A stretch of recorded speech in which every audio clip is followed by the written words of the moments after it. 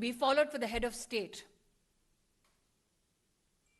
was today dismantled so that Narendra Modi could be brought to harm. The questions we as BJP Karyakarta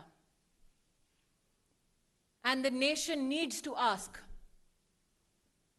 the Congress government in Punjab: why did the DGP police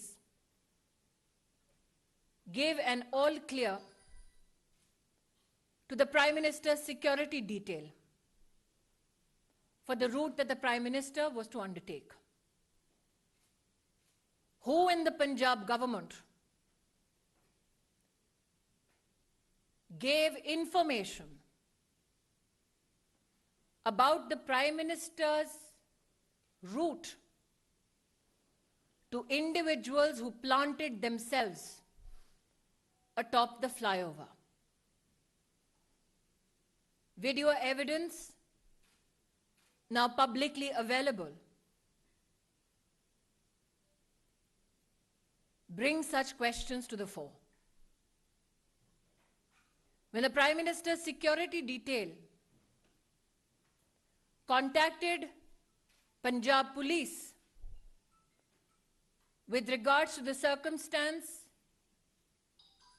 of the Prime Minister's cavalcade atop the flyover, where there was a 20-minute exposure and a breach of security of the Honorable Prime Minister, why did those who lead security arrangements on behalf of the state government not respond to any call or efforts to communicate to secure the Prime Minister? As Sudhanshu ji has said, these are not mere charges.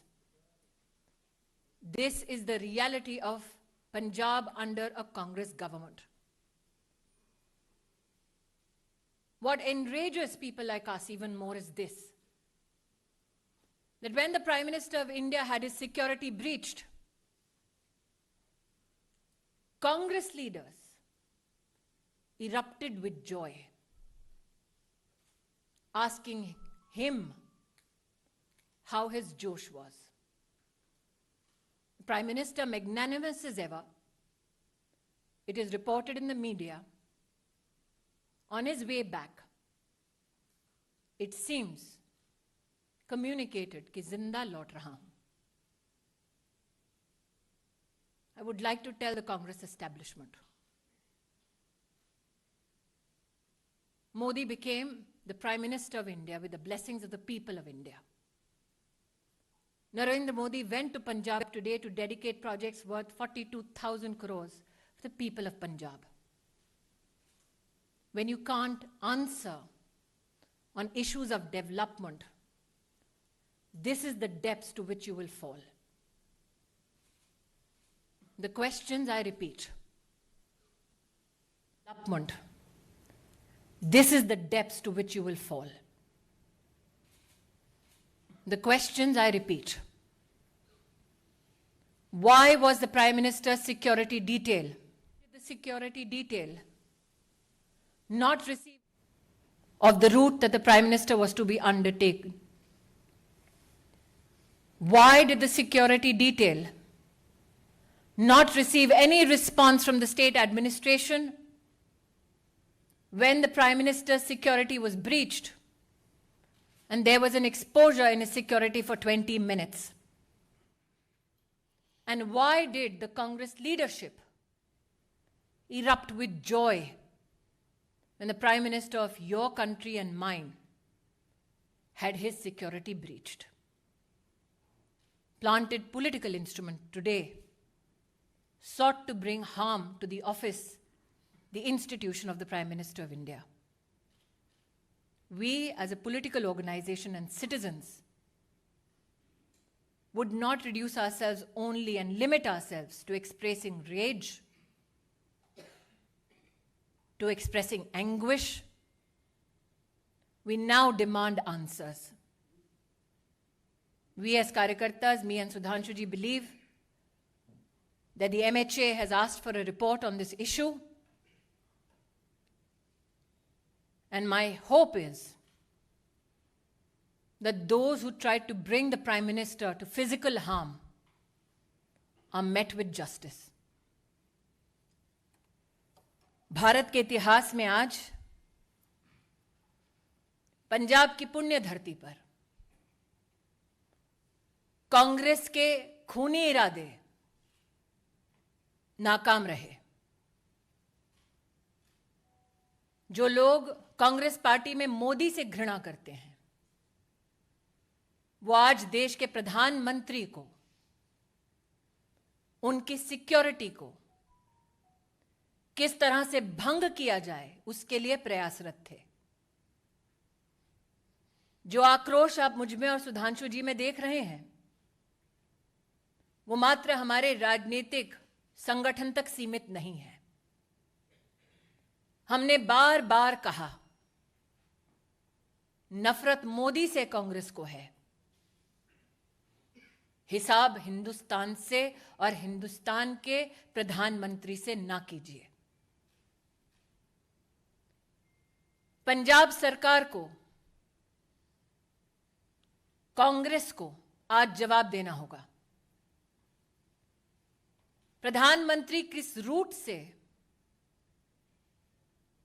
एक स्थल पर पहुंचते हैं, उस पूरे root की सुरक्षा का प्रबंध और कोई भी गतिरोध नहीं है, ऐसा आश्वासन पंजाब पुलिस ने प्रधानमंत्री जी के सुरक्षा दस्ते को दिया। क्या जानबूझकर प्रधानमंत्री जी के सुरक्षा दस्ते को झूठ बोला गया? प्रश्न 2, प्रधानमंत्री जी के पूरे कैवलकेड को जब रोकने का प्रयास हुआ, 20 मिनट तक जब उनकी सुरक्षा भंग की गई, जिन लोगों ने प्रधानमंत्री की सुरक्षा को भंग किया, उन लोगों को प्रधानमंत्री की गाड़ी के पास तक, उस स्थल तक किसने और कैसे पहुंचाया? क्योंकि हिंदुस्तान में हर नागरिक जानता है कि प्रधानमंत्री की इस वक्त की मूवमेंट कहां, कब, कैसे हो रही है, यह साधारणतः जानकारी उपलब्ध नहीं होती। उस क्षण किसने उन लोगों को फ्लाईओवर पर भेजा, ठहराया, व्यवस्था की, इसका जवाब पंजाब की कांग्रेस सरकार को देना होगा। इस घटनाक्रम के दौरान कांग्रेस के युवा नेतृत्व ने जोश का, उत्सव का इजहार किया। किस बात का उत्सव है उनका? किस बात का जोश है कि देश के प्रधानमंत्री को मौत की कगार पर ले गए थे? मुझे आक्रोश इस बात का है कि जब सुरक्षा कर्मियों ने पंजाब सरकार से उस समय संपर्क साधने की कोशिश की, तो मुख्यमंत्री के दफ्तर से किसी ने भी संवाद नहीं किया। किस बात का इंतजार कर रही थी कांग्रेस की सरकार पंजाब में? शायद इसीलिए मीडिया में जो रिपोर्ट्स हैं कि लौटते वक्त प्रधानमंत्री जी ने, शायद मीडिया में कुछ लोगों ने इसको रिपोर्ट किया है, कि चन्नी जी के लिए संदेश दिया कि जिंदा लौट रहा हूं।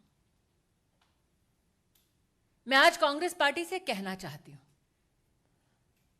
नरेंद्र मोदी देश के प्रधानमंत्री बने देश के नागरिकों के वोट और आशीर्वाद से।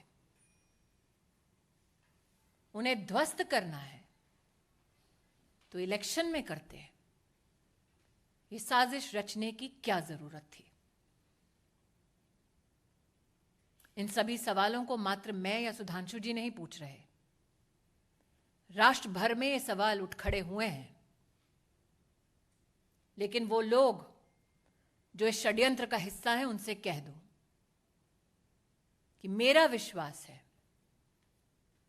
कि न्याय निश्चित रूप से होगा। बैर मोदी से है, लेकिन देश के प्रधानमंत्री का बाल बांका करने की इस साजिश को देश समर्थन नहीं देगा।